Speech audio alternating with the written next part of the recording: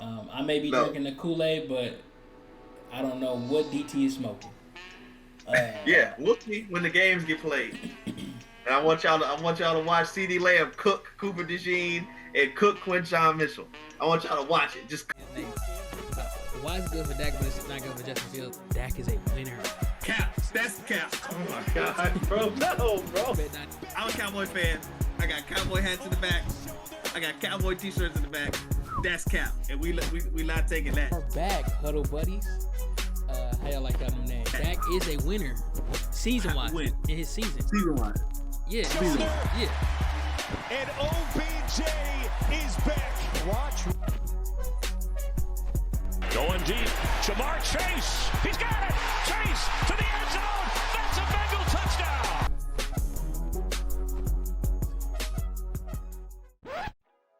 Next division we're going to go to. We did the NFC West. We did the NFC North. Let's go with the NFC South. DT and Andre's favorite conference ever. NFC South. Who you got? Andre.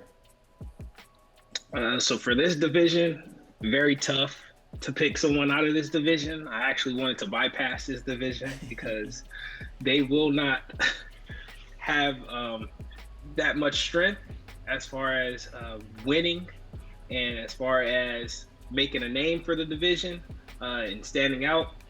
The Falcons do have a chance, but we'll see. We'll really see how they do. They have a lot of key pieces, and it looks good on paper, but we'll see. Overall, as far as the offseason, I'd say the Panthers are the winners for their division. They signed defensive tackle Derrick Brown. They signed Jalen Hawkins and Jordan Fuller in the free agency. The point of emphasis in the draft was offense because they were dead last in production. Their draft picks included Xavier Legette, which is a wide receiver, Jonathan Brooks, running back, and Jatavian Sanders, who is a tight end out of Texas. So I believe that they are trying to put some pieces around our boy Bryce Young because he damn sure needs them. And the Panthers were practically dead last in many categories last season. Yeah. They were fighting just to get one win at one point, which was very strange because they did have the number one pick and they had the Heisman winner over there in Bryce Young. They just couldn't protect the man. So I'm hoping for a better season for them next year. And I think with the offseason moves, they definitely put themselves in that realm. So we'll see how it goes. We'll see how it goes. That division overall is weak. So they could come out on top if they put it all together. So the Panthers for me. No, understood. I like the Legette pick. They're still going to be trash, but hey, Panthers fans, I'm going to pray for y'all. DT, NFC South, your favorite division, winners. I'm not gonna spend too much time on it. Andre hit the most notable points. This division is a water gun and balloon fight with paper forks, and it's the Panthers that they gave Bryce Young a fighting chance, and I'm gonna leave it at that. No, I'm not gonna leave it at that. Cancel that. Falcons. Oh my gosh, I know we might get to that later, but you made it easier with that colossal mistake in the first round.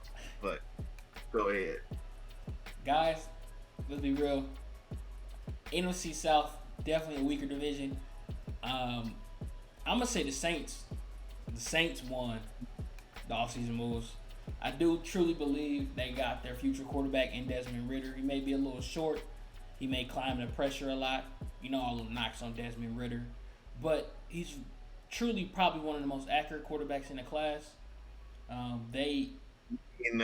You mean Spencer Rattler? I'm sorry, I said Desmond Ridder. I'm sorry, Desmond Ridder's on the Arizona Cardinals now. Spencer Rattler. Yeah. Sorry, Rattlesnake.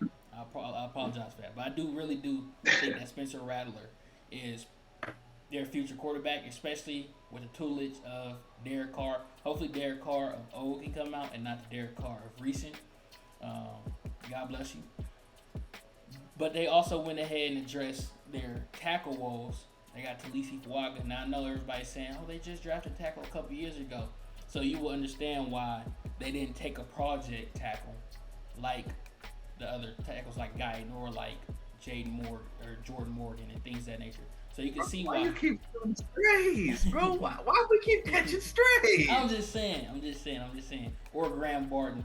They actually got a secure tackle that they knew would perform. So Talisi Fuaga, definitely a great pick in the draft. So I'm going to say the Saints are the winners, but definitely a weaker division. And you'll see who we have as our winners of the divisions coming up soon here. We're going to go ahead and move on to the NFC East as we have 7 minutes left.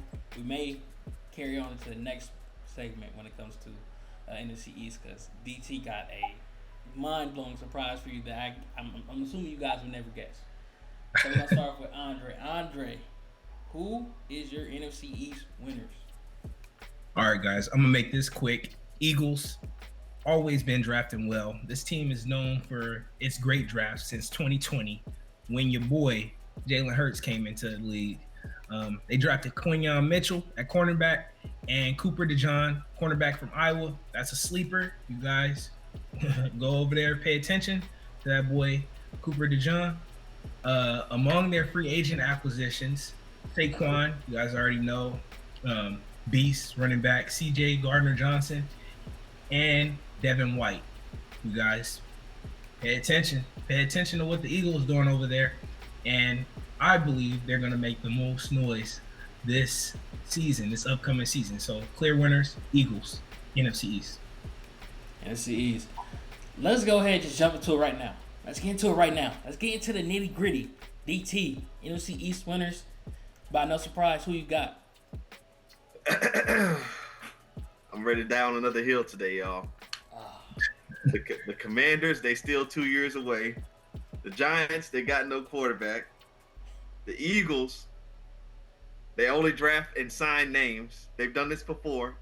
When they had the Chip Kelly era, they just get a bunch of names. They drafted the small school corner and a cornerback that was also falling in the draft on the draft board. I ain't gonna say much else about that, but for other issues. But that's the point. The Dallas Cowboys won the offseason. Nothing else, nothing further. And I'm going to tell you why. The Dallas Cowboys, they let go of some players they would normally sign, and they would go and they would be underperformers. Players like Michael Gallup, Tyler Biadasz, who went to the Commanders to play center and get put on his ass. Leighton Vander Esch, they would have re-signed him under normal circumstances, but they didn't. They let my man's retired. Thank you. You had a great career. Leighton Vander Esch, shouts out to you. They let go of Dorrance Armstrong, who was feeding off of DeMarcus Lawrence and Micah Parsons and getting 8 sacks a year, but we can't ever find the sacks on tape. They let go of what's the boy name that was drafted by the Jaguars?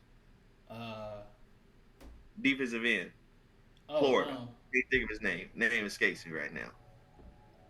What's his name? I can look it up for you. Damn. But y'all know who I'm talking about. And so all those players, right? They lose a lot. But what do? They go and get what was thought to be the most athletic and high ceiling defensive end in Marshawn Nealon by all different outlets that you go to, ESPN, NFL Network. I think I saw something by Amazon AWS that said he had the highest athleticism score out of this whole class. Marshawn Nealon in the second round. Then they go and get Jalen Guyton, he's 6'8", and he can move like a dancing bear. Marshawn says he's a project. I don't believe that. I believe that 6'8" guys with his movement skills are going to be phenomenal in the NFL. And so, yeah, he played right tackle in college. Now he's going to flip over to the left side, which he says he's more comfortable at. That is a great pick. And then Cooper Beebe, he's going to switch to center. Now we got a real offensive line. The reason Zeke's yards per carry and yards and all that was down his last year in Dallas is because our offensive line could not block it clean. I think this offensive line that we have now assembled has a better chance of blocking runs cleaner, and therefore Ezekiel Elliott can get back to averaging 4 yards a carry. I'm not saying he's gonna rush for 1,000. That's not what I said. I think he can get his average up because he's gonna have a better offensive line, a younger offensive line, a more talented offensive line than what they had in previous years. My Dallas Cowboys made moves of substance. Those other teams made hype moves, particularly the Eagles. It's all hype. All hype. Yeah, I think you are at Fort Knox right now, DT, and you losing the battle. I'm sorry, bro. I agree. I agree with that. No. I may be drinking the Kool-Aid, but I don't know what DT is smoking. Yeah, we'll see when the games get played. And I want y'all to watch CeeDee Lamb cook Cooper DeJean and cook Quinshon Mitchell. I want y'all to watch it, just cooking. Cooper probably gonna move to safety. I'm thinking Cooper gonna move to safety. That's fine. That's fine. He can still get cooked. We'll cook him with Jake Ferguson. It don't matter. It don't matter. And bro, we always shut down Saquon Barkley. Man, coming from the man that doesn't trust in Dak, that's interesting. Interesting take, bro. I don't believe in that, and y'all gonna see that when we do the playoff rankings. Y'all gonna see that. I'm just saying, in the off season, Dallas Cowboys had a better off season than the Philadelphia Eagles, and really and truthfully, I still believe that we are planning for 2025. We're not even in this competition, but the Eagles done made it easier for us to compete with the moves that they made. But Marshawn, they playing the long game. They're not playing the long game. Short game. Okay. And their future's still looking worse than the Commanders. Their future's looking way better than the Giants. The Giants QB room looking kind of crazy. But the Giants got Malik Neighbors, so hopefully they don't pull an Odell Beckham Jr. and Malik Neighbors. Eagles, you already know, solid. I feel like Super Bowl, at least going back to Super Bowl within the next couple of years. So looking real solid for the Eagles. Yeah, that division, not in the Cowboys' favor. They offseason was mid at best, but I'm not gonna talk too much on that. I feel like my argument had more substance for why the Packers won their division. DT's argument was Fandom, and I'm surprised I didn't pick the Raiders as AFC West winners with his Fandom. But yeah, we're gonna go ahead and take a quick commercial break here, guys. As Zoom sponsor us. When we reach 1,000 subscribers, Zoom, would you please sponsor us? That would be greatly appreciated. We're going to go a quick commercial break. See you in a little bit, Huddle Buddies.